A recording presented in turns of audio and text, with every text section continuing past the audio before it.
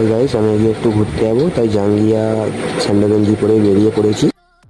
তো আমরা শামপুরে চলে এসেছি। তো দেখো, দেখতে পাচ্ছ পেট্রোল পাম্প আছে। শ্যামপুর বল খেলার মাঠে প্যান্ডেল হচ্ছে, দুর্গাপুজো হবে। তোমরা সবাই দেখতে আসবে। এখানে প্যান্ডেল যেমন হয়, ঠাকুরটাও বড় করে হয়। আর বিশেষ করে সিঙ্গেল ছেলেরা দেখতে আসবে, এখানে প্রচুর মেয়ে আছে। আমি আর তোমাদের কি বলবো, আমি নিজেই তো সিঙ্গেল থাকবো না এখন, আমি তো তোমাদের মতো প্লে বয় নয়। কমেন্টে জানাবে ভিডিওটা কেমন লাগলো।